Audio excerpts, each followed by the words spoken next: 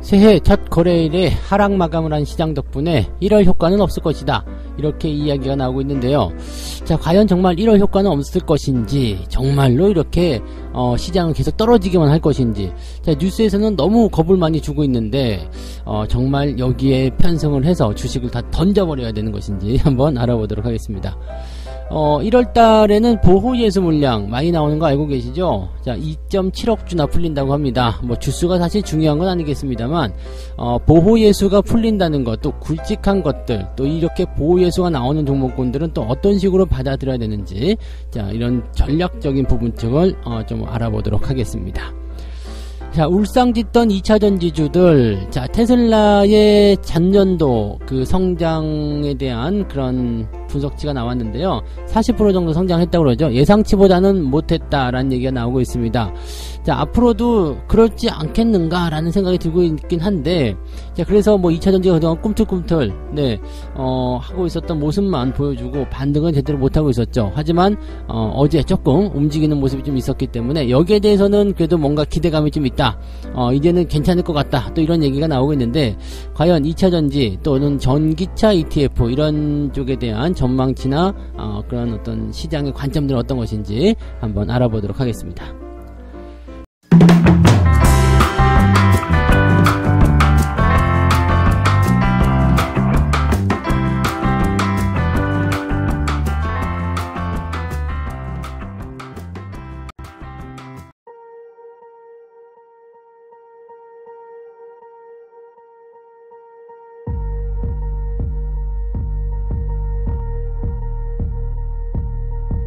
네, 반갑습니다. 자, 오늘은 1월 3일입니다. 네, 일단은 미국장이 쉬었어요. 그래가지고 뭐 국내 증시나 또는 뭐 해외 쪽에도 다 뉴스가 별로 없죠. 어제 같은 경우는 뭐 아시아 증시도 같이 쉬었기 때문에 거기서 좀 부담이 좀 있다 생각이 좀 됩니다. 그래서 좀 답답했었던 모양새들을 그대로 끌고 넘어왔고, 우리나라 증시 혼자서 어제 딱 개장을 해놓고 나서 주가가 떨어지다 보니까 기분 더럽네, 이렇게 나왔을 수도 있겠습니다.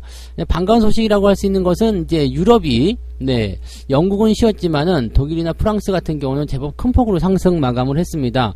그래서 여기는 또 새해에 대한 기대감이 있는 것 아니냐, 뭐 괜찮은 거 아니냐, 또 이런 식으로 얘기가 나오고 있으니까 그거는 조금 지켜보자고 하셨으면 좋겠습니다.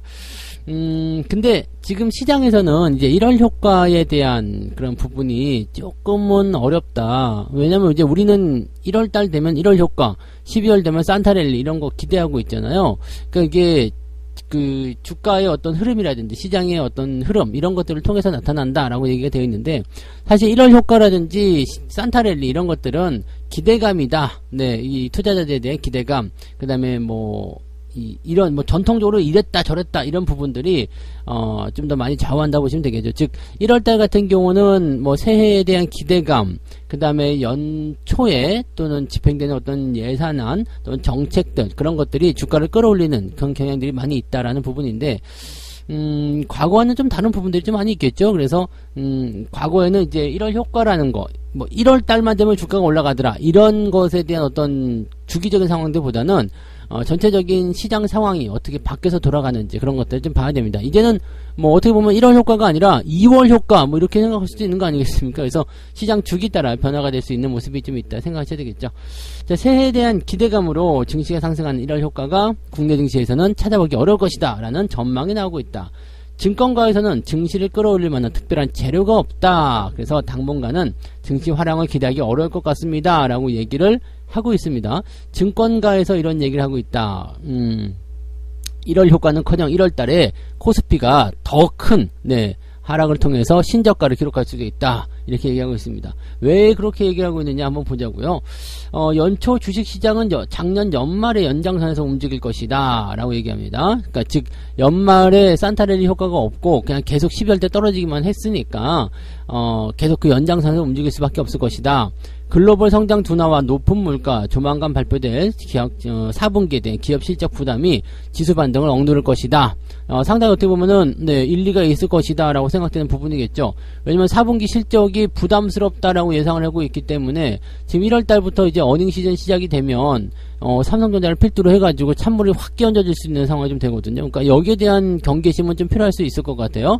높은 물가 같은 경우는 이제 다음 주에 CPI 지표 발표가 되면 조금 더 누그러질 것이 생각되는데 여전히 1월 초에는 그런 부분들이 잡히진 않고 있다. 근데 물가 같은 경우는 어쨌든 떨어지고 있는 상황에서 괜찮지 않나 생각이 좀 들고요. 근데 동의할 수 없는 것 하나는 이제 12월 달에 내렸기 때문에 1월 달도 내릴 것이다. 그렇게 치면은 2월도 내려야 되고 3월도 내려야 되고 계속 내려야 되거든요. 그러니까 요거는 네 그냥 뭐 연장선에 있다. 뭐 지난달에 빠졌으니까 이번 달도 빠져야 된다. 이렇게 보기는 좀 어렵고요. 실적 부담에 대한 부분이 좀 가장 네 경계심으로 작용하는 것이 아니겠는가라는 생각을 좀 해볼 수가 있겠어요. 그리고 다른 증권사의 내용들 좀 계속해서 살펴보게 되면 지수 하락 관점은 이제 전월과 마찬가지로 이게 하락 관점 유지되고 뭐 4분기 실적 발표되고 이거는 방금 전에 말씀드렸던 부분이요. 그래서 그렇기 때문에 우리나라도 이제 금리 인상 사이클을 진행을 하게 되고 뭐 이제 금리가 어느 정도 적응이 되는 시점인 1분기 후반 정도는 돼야지 매수하게 될 것이다. 이렇게 얘기가 나오고 있고요. 또 그다음에 주가지수 2050 간다고 계속 얘기하고 있던 대신증권에서는요. 1월 효과는 투자자들의 희망이 반영된 편견이다. 네. 여기는 계속 악재를 보고 있어요. 그래서 일괄적으로 또 이렇게 시장이 내려갈 것이다, 안 좋다라고 얘기하는 거 오히려 높게 이런 부분들을 살 수 있을 것 같아요. 여기서는 왜 그렇게 얘기하고 있느냐? 1월에는 오히려 지난해 12월 수급의 측면을 걱정해야 된다. 자, 어떤 거요? 지금 11월 이후 대차 잔고는 13조 원 이상 줄어들었다. 라고 되어 있습니다. 이건 뭐 괜찮은 모습이죠. 근데 12월 초부터 금융투자의 매수가 3조 3천억이 유입이 되었다. 자, 이게 좀 문제지 않느냐라고 생각이 좀 들어요. 근데 12월 초부터 배당락 전까지 3조 3천억 매수가 유입이 됐는데 그게 한 달로 치니까 그렇게 되는 건데 실질적으로는 12월 내내 그렇게 꾸준하게 쌓여왔던 건 아니고요. 이게 지금 보시면은 그 한 2, 3일 정도의 이런 1조 원 넘는 매수가 쭉 들어왔거든요. 그러니까 3분의 1 가량은 배당락에 집중이 됐고, 그 다음에 그 전에 이제 주가가 좀 이렇게 떨어지는 시점이거나 이제 변화가 좀 있을 때 그것을 방어하려는 어떤 형태의 모습으로 들어온 자금들이 그렇게 있었다라고 판단하시면 되거든요. 그러니까 금융투자의 매수는 대체적으로 후반부에 많이 올렸다라고 판단하시면 됩니다. 그래서 지수를 방어하는 형태의 모습이었고, 자 문제는 이제 프로그램 매물이 출하될 수 있다라는 얘기가 나오거든요. 그 다음에 외국인 차익 매물이 나올 것이다. 이 얘기를 하고 있는데 조금 이상해요. 왜냐면 12월 달에 이 금융투자의 매수가 3조 3천억이 유입이 됐어요. 그래서 프로그램 매물이 나올 것이다. 이것은 프로그램 매물은 세팅된 대로 그 값에 의해서 매매가 이루어지는 거거든요. 근데 지금 보면은 손절 매도인가요? 근데 12월 때 주가가 계속 떨어졌잖아요. 그 다음에 지금 또 떨어지고 있죠. 그러면 여기에서 프로그램 매물이 뭐 자기가 세팅된 대로 해서 로스컷을 쳐버린다, 손절 매도를 쳐버린다라고 한다면 물량이 나올 수 있겠다 생각될 수 있겠죠. 근데 먹은 게 없잖아요. 그러면은 차익 매도가 나올 가능성은 거의 없다고 판단하셔야 되겠습니다. 그래서 이런 부분들 약간 이상한데? 라고 생각할 수 있는 부분이 좀 되는 거고요. 그냥 단순하게 물량이 많이 들어왔기 때문에 나간다? 이건 아니겠죠. 뭐하러 들어왔다 나가니? 그렇게 생각될 수 있는 부분이고, 자 외국인들의 차익 실현 매물도 계속 나온다라고 되어 있는데 뭐 올라간 게 있어야 차익 실현이 나올 거 아니겠습니까? 그래서 외국인들은 실질적으로 이제 개입을 한 물량의 포인트가 별로 없었고요. 또 주가가 12월 한 달 동안 계속 내렸습니다. 그렇다면 외국인들의 차익 매물이 계속해서 나온다라는 것도 조금 말이 좀 안 맞을 것 같죠. 그러니까 오히려 이렇게 수급적인 측면에서의 부메랑을 걱정해야 된다라고 되어 있지만 실제적으로는 튀어나올 수 있는 그런 물량에 대한 부분들은 아닌 것 같다는 생각이 좀 들고요. 그냥 원래 생각했던 대로 그냥 네 경기 상황이 좀 안 좋아서라고 한다면 어느 정도 네 수긍은 좀 해줄 수 있을 것 같은데 요거는 좀 아닌 것 같아요. 그래서 일단은 매수를 해놓은 만큼 주가가 올라가지 못했기 때문에 주가가 오히려 반등할 수 있지 않겠느냐, 수급적인 측면을 보게 되면 그럴 수도 있지 않겠느냐라고 판단해 볼 수 있는 내용이 좀 되겠습니다. 자, 하나증권에서 뭐라고 했느냐, 1월 중에 코스피가 저점을 형성할 수 있다, 더 빠질 수 있다는 얘기겠죠. 근데 얘네들은 하단을 2200선으로 제시하고 있다.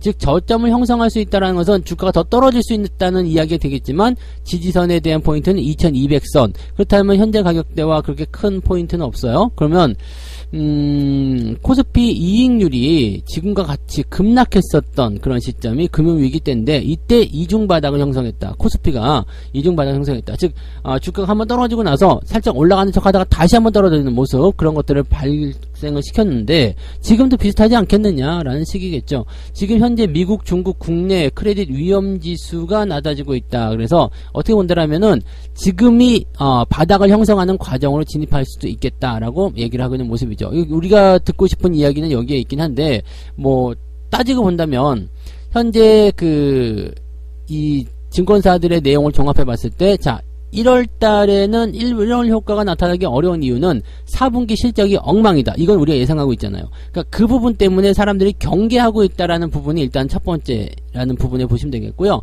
수급적인 측면에서는 물량이 많이 나올 것이다.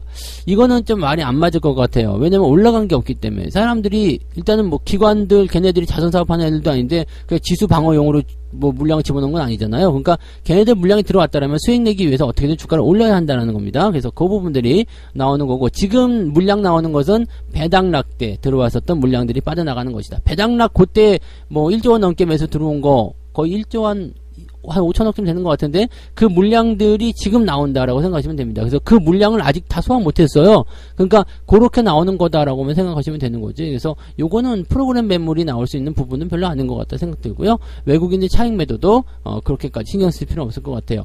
그 다음에 코스피가 저점을 형성할 수 있다라는 부분도 어느 정도는 뭐 수긍할 수 있을 것 같습니다. 근데 이거는 2008년도 금융위기 시점하고 또 비교하기 좀 애매한 거죠. 그래서 바닥이 잡혀야지 바닥이 잡히는 거고, 네, 상황은 그렇게 봐야 된다. 자, 그러면 1월 효과는 어떻게 될 것이냐? 자, 1월 효과는 이제 미국 시장의 어떤 상승, 그 다음에 뭐 지금 유럽 시장이 올라갔기 때문에 오늘 분위기 좋지 않겠느냐 생각이 될 수도 있거든요. 그러니까 그런 부분들이거나, 또 이제 주 후반에 발표되는 그 FOMC 회의록, 그 다음에 실업률 지표, 다음 주에 발표되는 CPI 지표, 그 다음에 만기를 넘어가면서 이제 주 후반으로 넘어가야 되는데, 근데 또 설 명절이 있어요. 그러니까 1월 효과는 약간은 뭐라 그럴까요? 크게 상승하는 어떤 부분으로 기대하기는 조금 애매할 것 같다라는 생각도 들 수는 있을 것 같다는 생각이 좀 들어요. 그래서 1월 효과를 너무 이렇게 지수의 상승에 너무 기대하지 마시고, 지수는 바닥 잡고 좀 어느 정도 올라서 2300에서 2400 그 사이 구간만 1월달에 형성돼도 그러면 됐어 라고 생각하시면 되겠고요. 개별 종목들이 일단은 좀 억울한 애들은 없는지 그런 것들을 살피는 그런 시간을 가지셔야 된다는 것을 쭉 명심하셨으면 좋겠습니다. 자, 두 번째 이야기 볼게요. 새해부터 매물 폭탄이 쏟아질 것이다. 보호 예수가 풀린다. 이 얘기는 뭐 지난번에도 한번 해드렸던 것 같은데, 신규 상장한 종목군들이 이제 그 상장 기간 동안에 딱 상장을 하고 나면은 그런 게 있잖아요. 사람들이 막 사가지고 팔으면 되겠다. 공모가에 이제 주식 받아가 팔면 되겠다. 그러면 주가가 막 흔들리잖아요. 그러니까 이렇게 되면 투자자들의 보호를 위해서 너희들은 일단 주식 팔지 마 이런 거요. 네, 그래서 최대 주주들이 이제 공모가로 들어왔을 때 또는 문턱이로 이제 그 기관이 공모에 참여해서 주식을 받았을 때 수익을 니들이 실현하기 위해서 팔아먹는 거, 이거는 좋지 않다 해가지고 일정 기간 동안에 못 팔게 만드는 것이 보호예수란 말이죠. 보통은 이제 1년 정도까지 되어 있고요. 보통 기업들이 IPO에 참여할 때는 나 2개월짜리로 해줘요, 3개월짜리로 해줘요, 뭐 이렇게 합니다. 그래서 걔네들이 이제 뭐 3달 동안 보호예수다. 그러면 너희들은 한 60만 주 갖고 가. 우리는 1년짜리 할게요. 1년 동안 안 팔게요. 그러면 너희들은 한 200만 주 갖고 가. 이런 식으로 나눠준단 말이죠. 그러니까 그런 부분들이 있는데 그게 보통은 1년 정도. 근데 그거보다 긴 것도 있어요. 근데 보통 1년 안에 다 풀린다고 보시면 되겠죠. 그래서 1년 정도를 안 팔고 갖고 있을게요. 라고 얘기한 게 대부분인데 1년이 지나가는 기업들이 1월달에 굉장히 많다라는 얘기가 되는 거죠. LG에너지솔루션도 이제 그 부분이 되는 거죠. 네, 지금 저기 누구예요? 그 우리사주 이런 쪽에서도 다 풀리게 되는 거고요. 지금 스킨앤스킨, 해성옵틱스, 코닉 오토메이션, 뭐 CJ, CGV, 신라젠, 서울옥션 등등도 해제를 앞두고 있다. 뭐 등등등 이렇게 나오고 있는데, 유가증권 시장에 5개사, 네, 그 다음에 코스닥에 52개사가 있다고 합니다. 지금은 이제 저런 게 있는 거죠. 그 코스닥 쪽에 그동안 IPO가 작년에 굉장히 많았다는 것을 의미하는 거고, 그런 기업들의 이제 이런 그 신규 상장 이후에 나타나는 의무 그 보호 예수가 상당히 많았다는 것을 생각하시면 되겠습니다.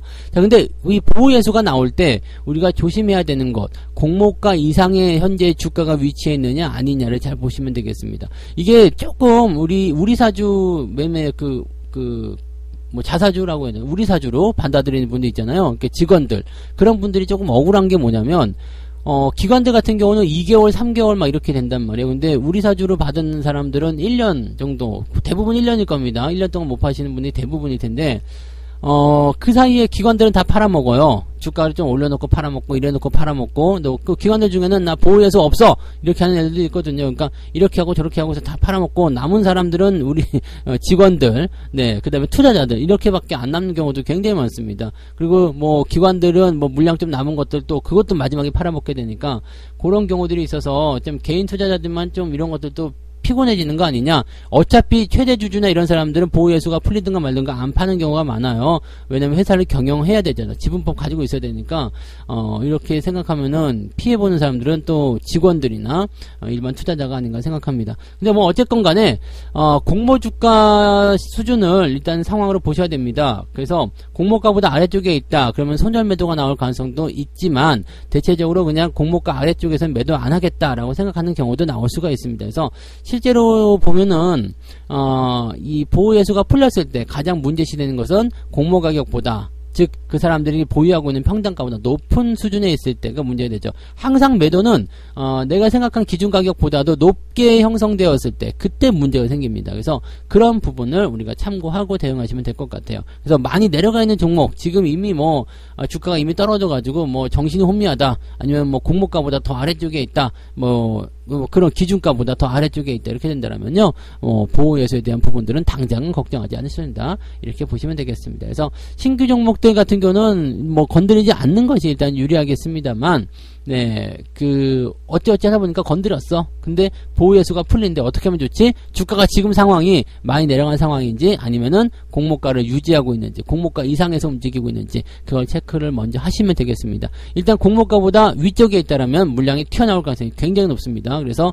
그런 부분들을 주의를 하셨으면 좋겠어요. 그래서 LG 에너지 솔루션은 이렇게 공모가 이후에 나타나는 부분들 때문에 오버행 이슈가 나올 가능성이 매우 높다라고 생각하실 수 있는 부분이 된다는 얘기죠. 네. 자, 세 번째 이야기 넘어가고요. 네, 테슬라 쇼크에 울상짓던 2차전지 전기차 ETF가 새해에는 꿈틀 들썩할 것이냐. 네. 테슬라 성장치가 나왔죠. 그래서 작년도에는 성적이 썩 좋지 않다, 이런 얘기가 일단은 나왔는데, 그동안 이제 너무 우려가 과했다라는 그런 2차전지와 전기차에 대한 그런 평가가 또 나오고 있습니다. 테슬라 같은 경우야 뭐 그건 해외 기업이니까 모르겠어 라고 하고 있겠지만, 우리나라 같은 경우는 이제 좀 다르다라고 얘기가 또 나오죠.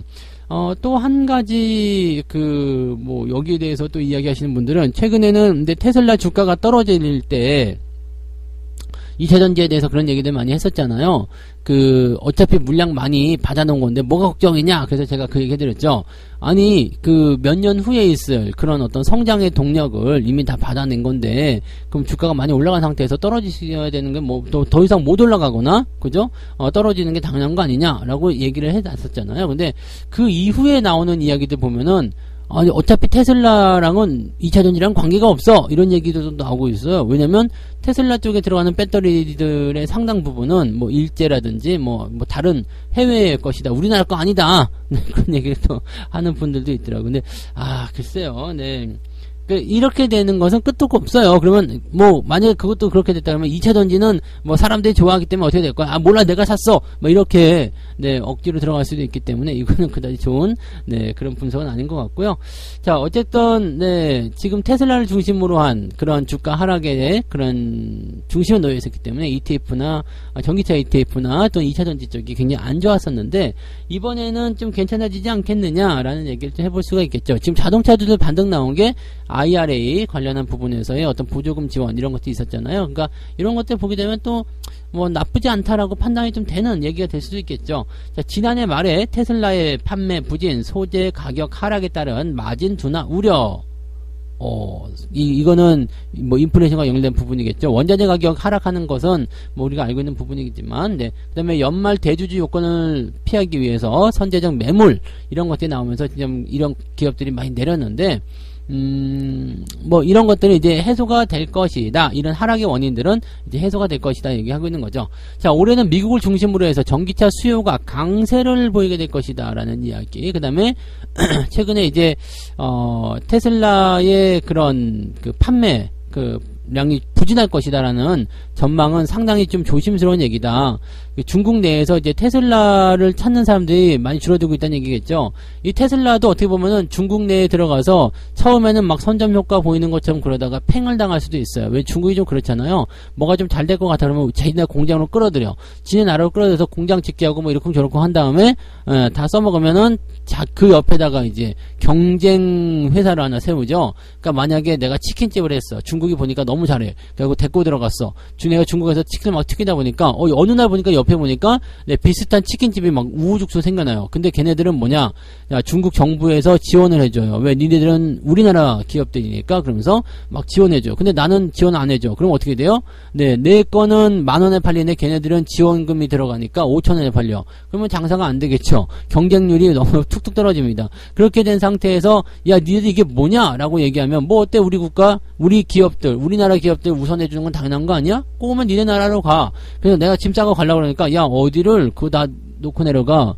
너 못만 나가는 거야, 자식아? 이렇게 얘기가 나오는 게 중국이잖아요. 이렇게 되는 게 테슬라한테 적용되는 거 아니냐 싶기도 하는 느낌이기도 합니다. 지금 뭐 중국 내에는 지금 뭐 향후 몇 년 동안은 최근에 몇 년 동안은 들어가 본 적이 없기 때문에 알 수가 없지만 제가 최근에 갔던 게 2019년이었거든요. 그때만 하더라도 이 소형 자동차나 그다음에 오토바이 이런 쪽은 뭐 중국 내 국산 품들이 굉장히 많이 국산품이라고 메이드 인 차이나 그런 것들이 많이 돌아다녔었거든요. 그러니까 그런 부분을 봤을 때는 테슬라도 그렇게 쉽게 저거하기 좀 어렵지 않을까 생각은 듭니다. 아무튼 뭐 그런 부분이고요. 이렇게 중국 시장에서 감소를 하게 된다면 지금 테슬라에게는 리스크가 상당히 클 수밖에 없어요. 왜냐면 아직까지는 지금 중국 내에서의 그런 시장 성장성이나 이런 게 굉장히 큰데 여기서 에이 몰라 니네 거 안 쓸래 우리 거 쓸래 이렇게 해버리게 되면 굉장히 힘들죠. 그 다음에 뭐 코로나 때문에 이제 공장이 좀 쉬었던 것도 어느 정도 되고요. 그리고 가격이 좀 싼 것들 나오기 시작하게 되면 테슬라는 좀 비싸잖아요. 그런 것들에 대한 리스크도 좀 있다 보시면 되겠죠.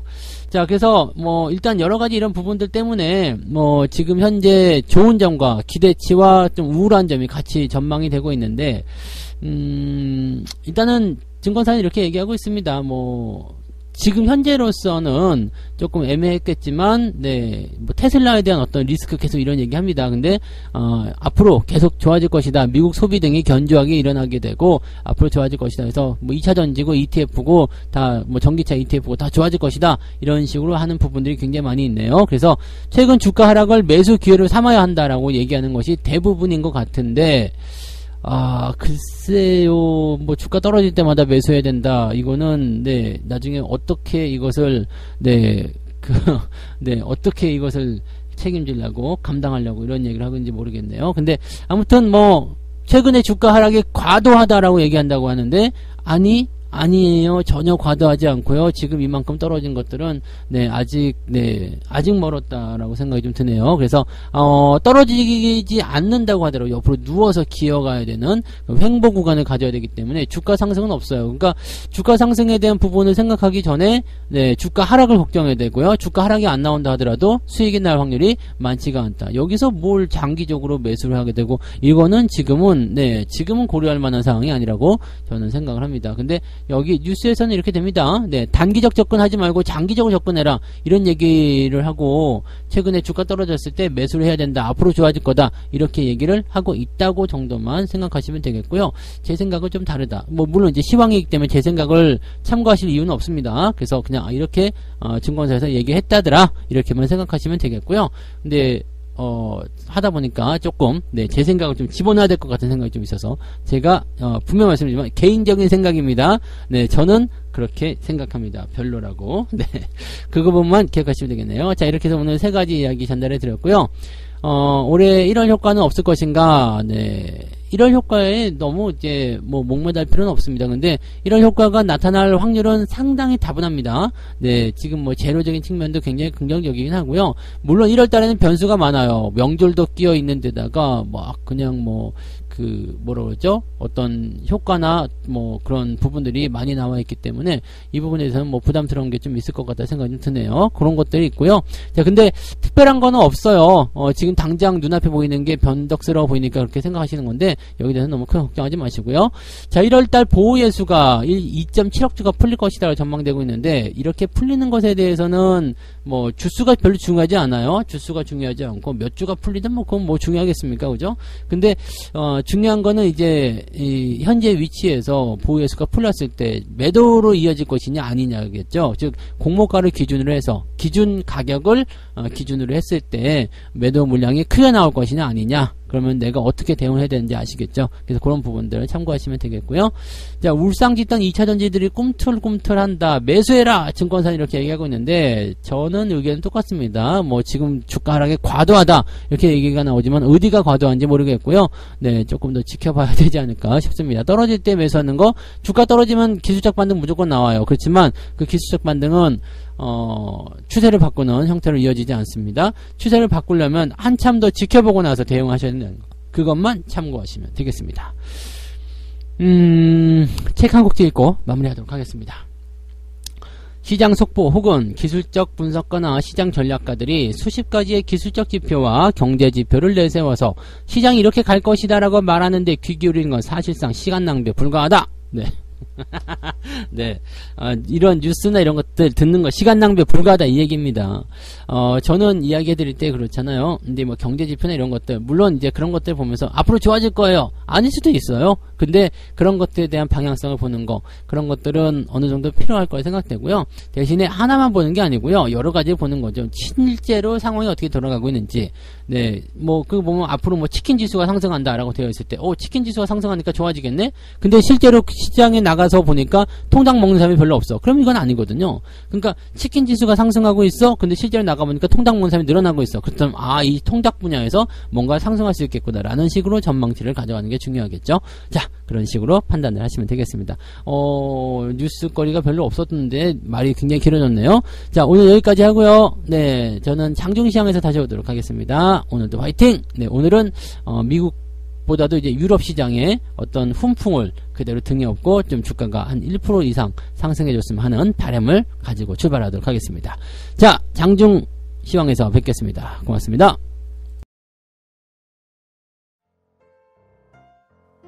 본 방송에서 제공되는 모든 정보는 투자 판단의 참고 자료이며 투자의 최종 책임은 본 방송을 이용하는 본인에게 있습니다.